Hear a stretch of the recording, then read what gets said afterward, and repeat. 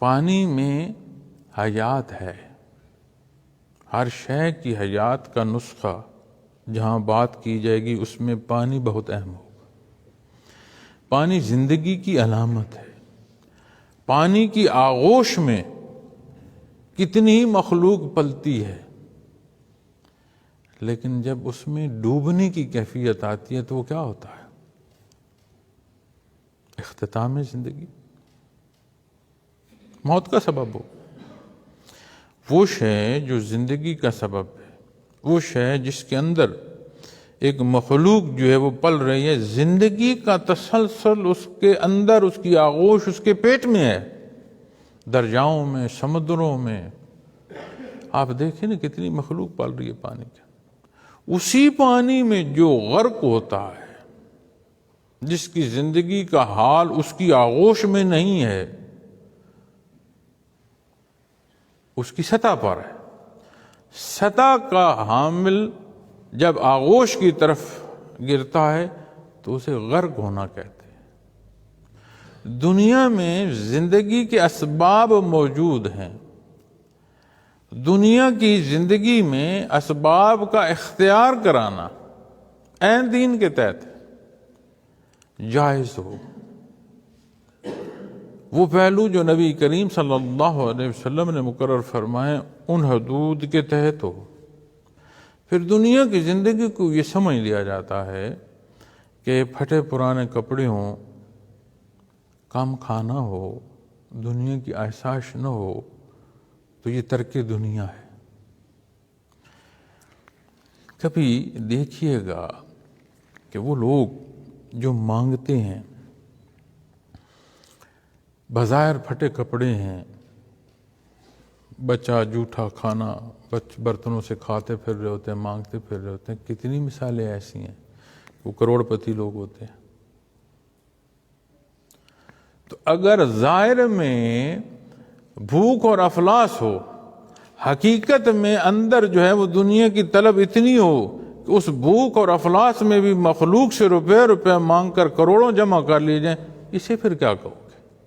یہ تو پھر بڑی نیکی ہوگی نا، کہ پھٹے کپڑے تھے اس کے، مانگ کر کھا رہا تھا، جو ملتا ہے اس کو سلام دے رہا ہے، دعائیں دے رہا ہے۔ کیا ہمارے چوک چوراہوں میں ایسا ہے کہ نہیں ہے؟ بات یہ نہیں ہے۔ جو پہلو اور جو درجہ اللہ تعالیٰ فرمائے اس میں اس کی شکر گزاری کے تحت رہنا۔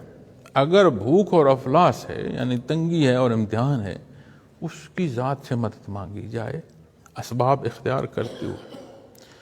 ہم کیا کہتے ہیں کہ صرف دعا کی بات ہو، لاکھوں کا مجمع جمع ہوتا ہے ہمارا، اور ہم دعائیں کیا کرتے ہیں کہ یا اللہ اس ملک میں انصاف کر۔ کیا ہماری اس دعا میں انصاف ہے؟ نبی کریم صلی اللہ علیہ وسلم کی دعا سے بڑھ کر کسی کی دعا ہے؟ ساری مخلوق ایک طرف کر لو اور ایک طرف آپ کی ذات، مقابل سوچا نہیں جا سکتا۔ اللہ کریم کی رحمت کا سبب آپ کی ذات ہے مخلوق کی طرف، ایک خالق، باقی سب کچھ جو ہے وہ مخلوق ہے۔ آپ نے مدینہ منورہ میں دعا نہیں فرمائی، عریش بدر میں آ کر دعا فرمائی۔ اسباب کیا؟ 313 صحابہ۔ اسباب کیا کہ کل وجود ڈھانپنا محال۔ اسباب کیا؟ سامان عرب پورا نہیں۔ اسباب کیا کہ خوراک کو ایک ایک کھجور دی جا رہی ہے۔ عریش بدر میں پھر آپ نے دعا، پھر اتنی دعا فرمائی کہ حضرت ابوبکر صدیق رضی اللہ تعالیٰ عنہ نے عرض کی کہ یا رسول اللہ صلی اللہ علیہ وسلم بس کریں، اللہ کریم قبول فرمائے۔ ہم یہاں روتے رہیں، عملی زندگی میں بے عملیاں کریں، اور جب بات آئے جب دعا کی تو ہم گڑ گڑا کر دعائیں کرتے رہیں، اور زندگی میں اعتدال نہ ہو، عدل نہ ہو، نتائج کیسے مرتب ہوں؟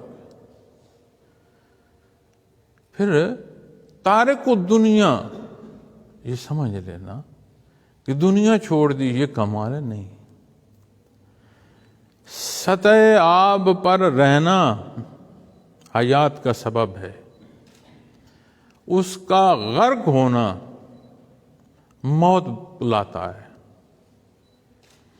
اسی طرح دنیا میں رہنا اور اتباع محمد الرسول اللہ صلی اللہ علیہ وسلم یعنی آپ کا دامن اس طرح اور اس صدق سے تھامنا کہ ظاہر و باطن آپ کی طرف دیکھ رہا ہو، آپ کی پسند کو چاہ رہا ہو، آپ کی ناپسند سے دور ہونا چاہ رہا ہو، یہی دنیا آخرت کو سنوارنے کا سبب بنتی ہے۔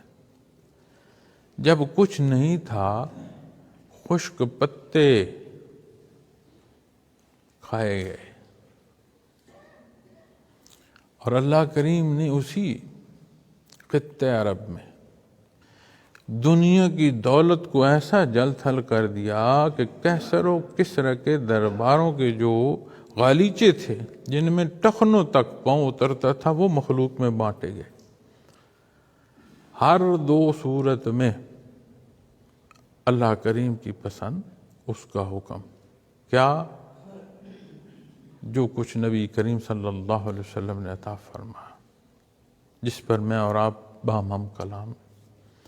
اب یہ سارا کچھ جب نہیں ہوتا تو پھر بات آتی ہے یہ وَغَرَّتْهُمُ الْحَيَاةُ الدُّنْيَا، اور کیا اللہ کریم نے بتایا ان کو دنیا کی زندگی نے بھول میں ڈال رکھا تھا۔ بادشاہ گزرے، ایسے ایسے بادشاہ گزرے جن کے پاس قوت نافذہ اس درجے کی تھی اور ایسی حیثیت تھی کہ عدل ان کی زبان ہوئی۔ جو بادشاہ سلامت نے کہہ دیا وہی عدل ہے، کہاں گئے؟ مزار نہیں ملتے۔ خدائی کے دعوے دار گزرے، مقابلے میں جنتیں بنائیں، نہ وہ مقابلے کی جنتیں رہیں نہ وہ آپ رہے۔ بہشت بنا رہے ہیں اللہ کے مقابلے، نہ ان کی وہ بہشت رہی نہ وہ خود رہے، کہاں گئے؟ تو میں اور آپ جن کی دنیا کی حیثیت بھی عمومی ہے، یہاں سے ہمیں یہ علاج مل رہا ہے۔ اللہ کریم نے عطا فرمائی کہ دنیا میری ہے میاں، ہر شے میری ہے، اس کو میری سمجھ کر رہو تو وہ تیری تعمیر کا سبب ہوگی، اس کو ذات سمجھ کر رہو گے تو تمہارے غرق ہونے کا سبب ہوگی۔ تو اللہ جل شانہ ہمیں یہ حقیقت سمجھنے کی توفیق عطا فرمائے